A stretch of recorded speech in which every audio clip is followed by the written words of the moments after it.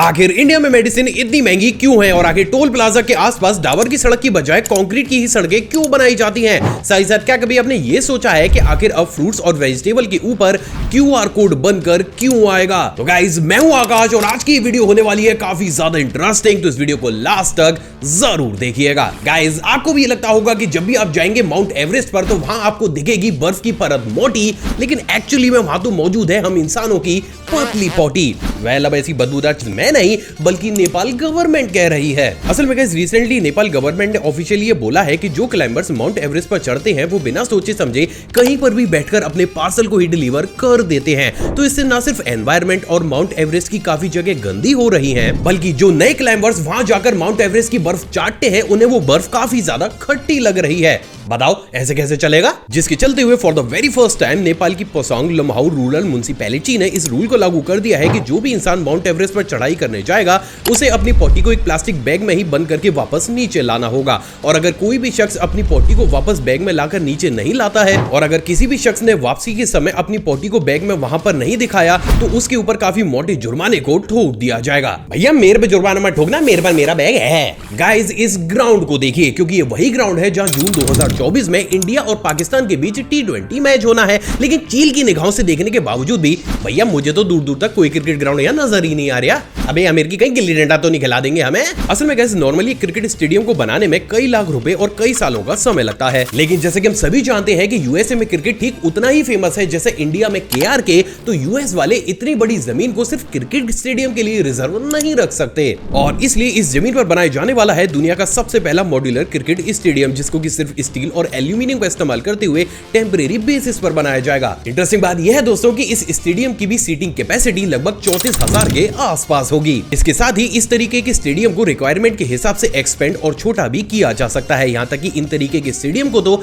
एक सिटी से दूसरी सिटी कुछ ही घंटों में ट्रेवल करके ले जाया भी जा सकता है। एंड ऑनेस्टली अगर ये कॉन्सेप्ट यूएसए में काफी ज्यादा सक्सेसफुल रहता है तो नो डाउट ये चीज हमें हमारे देश भारत में भी देखने को जरूर मिलेगी। गाइस, इस वीडियो क्लिप को देखिए जिसे देखने के बाद आपको भी लग रहा होगा कि बताओ कितना गंभीर ऑपरेशन हॉस्पिटल के अंदर चल रहा है। लेकिन सच्चाई पता है क्या है? यहाँ कोई ऑपरेशन नहीं बल्कि सिर्फ रीलें ही बनाई जा रही हैं। असल में ये मामला है कर्नाटक के एक गवर्नमेंट हॉस्पिटल का, जहां पर एक डॉक्टर और उसकी मंगेतर ने एलविश भाई की चांटा मारू वीडियो की तरह कड़क प्री वेडिंग वीडियो बनाने के लिए कुछ इस तरीके से एक नकली ऑपरेशन प्री वेडिंग शूट को ही गवर्नमेंट हॉस्पिटल में ही कंडक्ट कर डाला। लेकिन बस प्रॉब्लम तब सबसे बड़े स्केल पर जनरेट हो गई जब ये वीडियो क्लिप सोशल मीडिया पर वायरल हो गई, जिसके चलते हुए ये कहते हुए कि हर एक जगह की अपनी एक अलग वैल्यू होती है जिसे खराब नहीं किया जा सकता, इन दोनों ही डॉक्टर्स को नौकरी से ठीक ऐसे ही बाहर निकाल दिया गया है जैसे आजकल लोग जड्डू भाई को अपनी फॉलोइंग लिस्ट से निकाल रहे हैं। भैया, माँ बाप की इज्जत से बड़ा कुछ ना होता। गाइस, आपने भी भूतों के पैर से लेकर यूपी में गाड़ी उल्टे होने के किस्से तो बहुत सुने होंगे, लेकिन क्या आपको पता है कि अब रिसेंटली एक ऐसा नया कलेश भी होने वाला है जिसके चलते हुए कुछ और नहीं बल्कि हमारा सूरज ही उल्टा हो रहा है। असल में गाइस, नवंबर 2023 में नासा के वैज्ञानिकों ने बताया था कि जनवरी 2024 से लेकर अक्टूबर 2024 के बीच कभी भी सूरज पूरे ही तरीके से उल्टा हो सकता है। कहने का मतलब यह है कि जैसे हमारे अर्थ में नॉर्थ और साउथ मैग्नेटिक पोल्स होते हैं, ठीक इसी तरीके के दो पोल्स सूरज में भी पाए जाते हैं और हर 11 साल के बाद किन्हीं स्पेसिफिक रीजन की वजह से सूरज अपने इन दोनों ही पोल्स को आपस में चेंज करता रहता है। हालांकि एग्जैक्टली सन ऐसा क्यों करता है इसका जवाब तो मोटी मोटी सैलरी लेने के बावजूद भी किसी भी रिसर्चर के पास नहीं है। अब गाइस, इस सिचुएशन में सूरज जब भी अपने पोल्स को चेंज करता है तो वो बहुत बड़ी क्वांटिटी में सोलर फ्लेयर्स को सभी प्लैनेट्स के ऊपर थ्रो कर देता है। अब कभी कभी तो हमारी अर्थ इन सोलर फ्लेयर्स को आसानी से एब्जॉर्ब कर जाती है और हमें देखने को मिलती है खूबसूरत नॉर्दर्न लाइट्स। लेकिन इससे उलट अगर ये सोलर फ्लेयर्स काफी ज्यादा तेज होती हैं तो इस कंडीशन में हमारे सारे ही इलेक्ट्रॉनिक इक्विपमेंट्स पूरे ही तरीके से डिस्ट्रॉय हो जाते हैं और ऐसा साल 1859 में एक बार हो भी चुका है। तो moral of the story is, भैया ये कलेश तो काफी ज्यादा सीरियस है। गाइस, जब भी चाइना करता है किसी नई बीमारी की खोज तो पूरी ही दुनिया में एक ही झटके में बढ़ जाते हैं मृत्यु भोज। और ये चीज तो सभी को पता है, लेकिन एक चीज जो आपको नहीं पता होगी वो ये है दोस्तों कि जैसे हिंदी कैलेंडर होता है ठीक उसी तरीके से एक चाइनीज कैलेंडर भी होता है जिसमें हर साल की एक थीम भी होती है और उसी के चलते हुए साल 2024 चाइना के लिए ग्रीन वुडन ड्रैगन कैलेंडर का साल है। यानी कि इस साल की पूरी ही थीम नेचर और नेचुरल चीजों के ऊपर डिपेंड करती है। लेकिन इंटरेस्टिंग बात यह है दोस्तों कि जब अभी हाल ही में चाइना ने अपने इसी नए साल को वेलकम किया तो उन्होंने महज 30 सेकंड के अंदर 75,000 से भी ज्यादा फायरवर्क्स को कुछ इस तरीके से सिर्फ एक ही सिटी सिटी के अंदर जला डाला। और यहाँ पर आपको जितनी भी लाइट्स या फिर फ्लैशेस दिख रही हैं एक्चुअली में वो सिर्फ और सिर्फ फायरवर्क्स की हैं, क्योंकि इस चीज को और ज्यादा ग्रैंड करने के लिए स्पेशली चाइना की बहुत सी सिटीज में सारी ही लाइट्स को बंद कर दिया गया था। लेकिन ये चीज पॉल्यूशन नहीं बढ़ाती, क्योंकि पूरी दुनिया में चाहे कुछ भी हो जाए पॉल्यूशन सिर्फ एक चीज बढ़ाती है और वो है इंडिया की दिवाली। जिनपिंग चचा सुधर जाओ। गाइस, इंडिया में मेन सड़कों को डामर का इस्तेमाल करते हुए बनाया जाता है, लेकिन एक चीज जो शायद आपने भी नोटिस करी होगी कि जो टोल प्लाजा होते हैं उनके आसपास की जितने भी एरिया होते हैं वहां पर डामर की बजाय कंक्रीट का इस्तेमाल करते हुए सड़कों को बनाया जाता है। तो फिर आखिर ऐसे में ये सवाल तो जरूर खड़ा होता है कि जब कंक्रीट की सड़क डामर की सड़क के कंपैरिजन में काफी ज्यादा महंगी होती है तो फिर आखिर टोल प्लाजा के आसपास कभी भी डामर का इस्तेमाल करते हुए सड़कों को क्यों नहीं बनाया जाता? असल में जैसे कि हम सभी जानते हैं कि हमारे देश में एक से बड़े एक ऐसे हैवी ड्राइवर भी मौजूद हैं जो गाड़ी तो खुद चलाते हैं लेकिन कुछ कांड हो जाने पर वो नाम अपने ड्राइवर के ऊपर रख देते हैं। तो ऐसे ही जब हैवी ड्राइवर्स टोल प्लाजा के पास गेड़ी मारते हुए पहुंचते हैं तो उनको अपनी गाड़ियों को वहां पर तेज स्पीड के साथ रोकना पड़ता है। अब डामर की सड़क के साथ सबसे ज्यादा बड़ी प्रॉब्लम ये होती है कि इसकी इंटरलॉकिंग पावर काफी ज्यादा कम होती है। तो इस केस में अगर टोल प्लाजा के आसपास भी डामर की ही सड़क बनाई जाएंगी और क्योंकि हर एक गाड़ी को उसके पास अगर अपने ब्रेक को लगाने होंगे तो डामर की सड़क बहुत ही जल्दी वहां से उखड़ने लगेगी और यही वो सबसे बड़ा कारण है जिसके चलते हुए ज्यादा इंटरलॉकिंग पावर को जनरेट करने के लिए इन तरीके के एरियाज में हमेशा ही कंक्रीट की ही सड़कें बिछाई जाती हैं। लेकिन फायदा क्या? अरे हमारे यहाँ के कुछ लोग तो टोल पर ब्रेक ही ना लगाते। गाइस, इंडिया में अगर कोई भी शख्स रेलवे ट्रैक के ऊपर गिर जाता है तो हम उस शख्स को इतनी तेज स्पीड के साथ उठाते हैं कि मानो वो शख्स नहीं बल्कि हमारी जेब से गिरा हुआ 10 रुपए का नोट हो। लेकिन वही बात अगर यूके की जाए तो वहां का ये तरीका थोड़ा सा कैजुअल है। असल में गाइस अभी जानकर दंग रह जाएंगे, लेकिन इसी साल जनवरी 30 को पूरे के पूरे इंग्लैंड का रेलवे सिस्टम आधे से 1 घंटे तक सिर्फ इजीली लेट हो गया क्योंकि एक ट्रेन के सामने एक स्वैन यानी कि कुछ इस तरीके से हंस ही आकर खड़ा हो गया। अब इंटरेस्टिंग बात यह है दोस्तों कि यूके के लॉ के अनुसार वहां पर जितने भी स्वैन होते हैं वो सिर्फ और सिर्फ राजा और रानियों की ही संपत्ति होते हैं और उन पर तेज चिल्लाना, उन्हें टच करना या फिर उन्हें जगह से हटाना पूरे ही तरीके से कानून के खिलाफ है। अब अजीब बात यह है दोस्तों कि जैसे ये स्वैन कुछ इस तरीके से ट्रेन के सामने आकर खड़ा हो गया तो वहां के पूरे रेल नेटवर्क के पास अपनी ट्रेनों को रोकने के अलावा कोई और चारा बचा ही नहीं और ये पूरा का पूरा रायता फैल गया। कद्दू हटे मेरा यहाँ से, हिम्मत है तो हाथ लगा के दिखाओ। गाइस, अगर आपको भी बैठाना है बड़े बड़े हॉस्पिटल्स का भट्टा तो आज ही खुदवा दो सड़क पर गहरा खड्डा। वेल, अब ऐसी गहरी बातें मैं क्यों कर रहा हूँ चलिए वो भी बताता हूँ। असल में कैसे भी हाल ही में जब पंजाब के एक 80 साल के शख्स मिस्टर दर्शन सिंह बरार को पटियाला के हॉस्पिटल में पूरी तरीके से मृत घोषित कर दिया और उन्हें एम्बुलेंस से उनके घर करनाल ले जाया जा रहा था तो वो एम्बुलेंस सड़क पर मौजूद एक गड्ढे में ऐसी उछली कि उस उछलन से इंस्पायर होकर एम्बुलेंस में लेटे हुए दर्शन सिंह का दिल दोबारा से उछल पड़ा और वो देखते ही देखते दोबारा से जिंदा हो उठे। एंड ऑनेस्टली गाइस, ये इंसिडेंट अपने आप में काफी ज्यादा शॉकिंग है, लेकिन सारी ये चीज हमें ये रियलाइज कराती है कि सारे गड्ढे एक से नहीं होते हैं। सिर्फ कुछ चुनिंदा गड्ढों की वजह से पूरी गड्ढा बिरादरी बदनाम हो रही है। गाइस, जब भी हम मार्केट में कोई भी पेन ड्राइव या फिर डेटा स्टोरेज डिवाइस को खरीदने जाते हैं तो हम उसकी कैपेसिटी चेक जरूर करते हैं। फॉर एन एग्जांपल वो 64 GB है, 128 GB है और उसी हिसाब से हमें ये मालूम पड़ता है कि अगर हम उसके अंदर कोई भी मूवी डालें तो कितनी बड़ी लेंथ तक की मूवी को हम उसके अंदर स्टोर कर सकते हैं। लेकिन इससे उलट क्या कभी आपने अपनी ब्रेन की कैपेसिटी के बारे में जाना है? असल में साल 2019 में और साल 2021 में की गई अलग अलग रिसर्च से बात पूरी तरीके से साफ हो चुकी है कि एक इंसान के ब्रेन की डेटा स्टोरेज कैपेसिटी लगभग 25 लाख GB के आसपास होती है। यानी कि साधारण शब्दों में आज अगर हमारे पेरेंट्स कैमरा उठाकर हमें जलील करना शुरू करें और वो लगातार 300 सालों तक हमें जलील करते हुए चले जाएं तो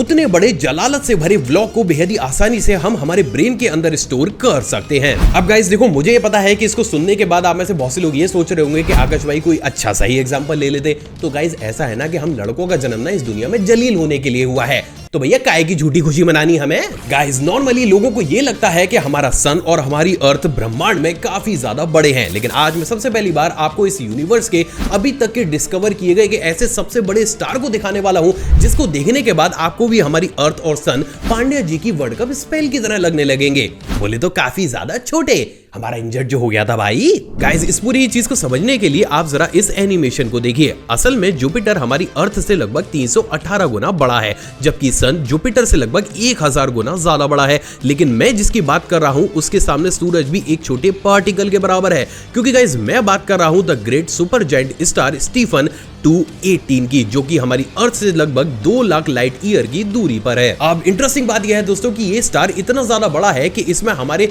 2000 से भी ज्यादा सन लाइन बाय लाइन समा सकते हैं और इसकी एक साइड से दूसरी साइड तक लाइट जाने में लगभग 9 घंटों का समय लगता है, जबकि सन की एक साइड से दूसरी साइड तक लाइट जाने में सिर्फ 15 सेकंड का ही समय लगता है। और यही चीज एक्चुअल बेसिस पर हमें रियलाइज कराती है कि ये स्टार अपने आप में कितना ज्यादा बड़ा है। आखिर क्यों? आगे आने वाले समय में आपको सभी फ्रूट्स और वेजिटेबल के ऊपर QR कोड देखने को मिल सकता है। असल में गाइस अभी जानकर दंग रह जाएंगे, लेकिन प्रेजेंट डेट में बहुत सी वेस्टर्न कंट्रीज मिलकर अब एक ऐसे नए लॉ को भी इंप्लीमेंट करने के बारे में सोच रही हैं, जिसके चलते हुए वो एडिबल इंक से, जो कि हमारी बॉडी के लिए पूरी तरीके से सेफ होगी, उसका इस्तेमाल करते हुए सभी फ्रूट्स और वेजिटेबल के ऊपर QR कोड को बनाएंगे। लेकिन सवाल तो ये खड़ा होता है कि आखिर फ्रूट्स और वेजिटेबल के ऊपर QR कोड बनाने का मतलब ही क्या बनता है? असल में गाइस प्रेजेंट डेट में इंटरनेशनल ट्रेड जिस स्पीड के साथ हो रहा है, उतना ज्यादा ट्रेड आज से पहले कभी भी नहीं हुआ, जिसके चलते हुए अब ये उम्मीद लगाई जा रही है कि साल 2025 से लेकर साल 2024 तक इंटरनेशनल ट्रेड अपने पीक पर रह सकता है। अब इस केस में बहुत सी कंट्रीज दूसरी कंट्री से बहुत बड़े स्केल में फ्रूट्स और वेजिटेबल्स को इंपोर्ट भी करती है, लेकिन प्रॉब्लम तब सबसे बड़े स्केल में जनरेट होती है